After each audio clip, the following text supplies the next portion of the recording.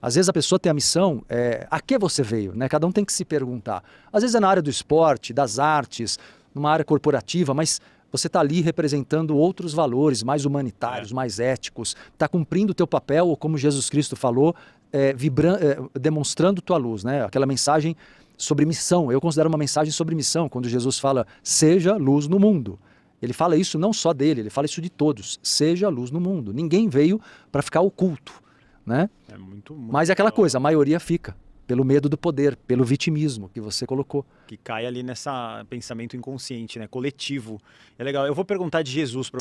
Eu assisti um seriado, você não tem tempo pra nada que você faz, você não deve assistir nem televisão, que chama The Chosen, que foi indicado por um médium que veio aqui, que é a história de Jesus. E ela vai bem de encontro ao que você fala, mostra um Jesus bem livre nesse seriado. Eu queria que você falasse um pouco de Jesus pelos seus estudos, assim, porque todo mundo tem aquela coisa de Jesus, Deus, temer, pecado, não sei o quê. O que você pode falar de Jesus pra gente que está estudando essa espiritualidade mais independente, assim? Poxa, muita coisa, Guru.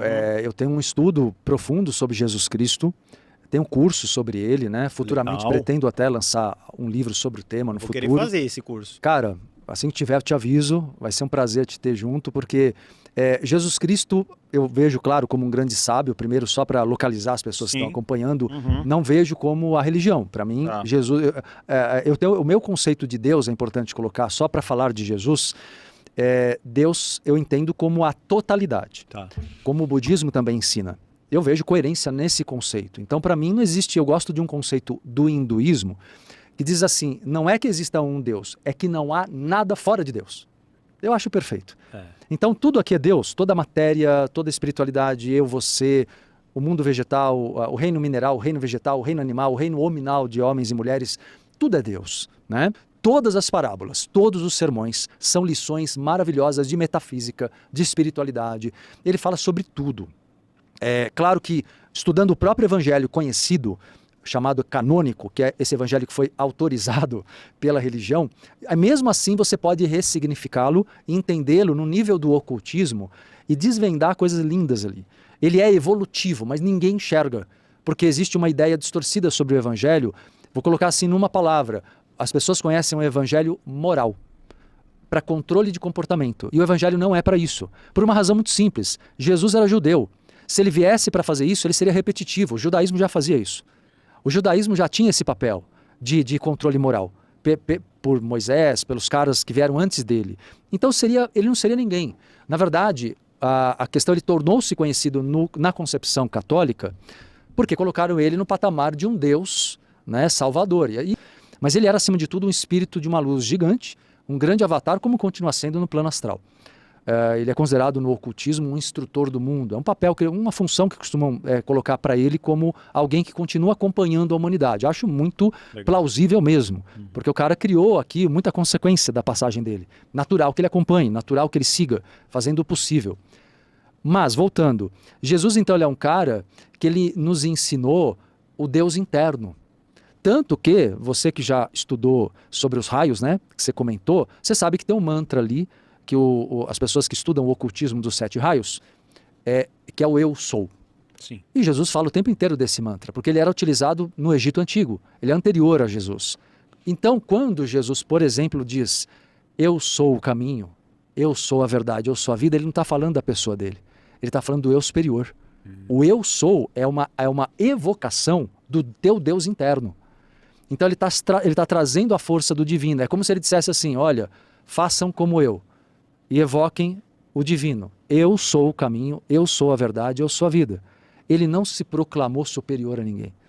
Mas é só para mostrar tanto que em outras passagens, além dessa reinterpretação que eu estou colocando, em outros momentos ele é muito claro ao dizer assim, vocês podem... Isso está no evangelho conhecido aí, o canônico, hein? Porque tem os evangelhos apócrifos, hein? Que são incríveis, que são os evangelhos que foram censurados e que têm sido publicados aí. Hoje em qualquer livraria você compra evangelho apócrifo. Mas tem uma fala de Jesus no próprio evangelho canônico, que as pessoas não param para ver, né? Porque não se dá muita atenção, onde ele fala, olha, vocês podem fazer coisas maiores do que eu. Como assim? Por que ninguém para questionar isso? Que da boca dele foi dito isso. Ou quando ele cura as pessoas e ele diz em seguida, olha, tua fé que te curou. Porque ele faz questão de dar poder às pessoas.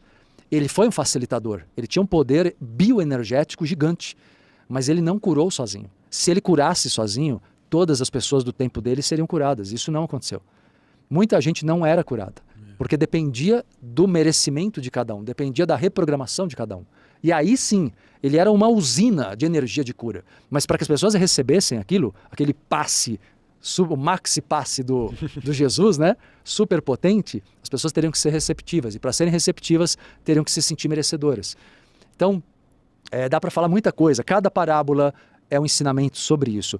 Tem uma chave, para simplificar para as pessoas entenderem, tem uma chave que está presente em todos os textos de Jesus, que é quando ele diz, o tempo inteiro ele fala sobre como você precisa se conectar ao teu eu superior e sair da ilusão do ego humano, que é o eu inferior.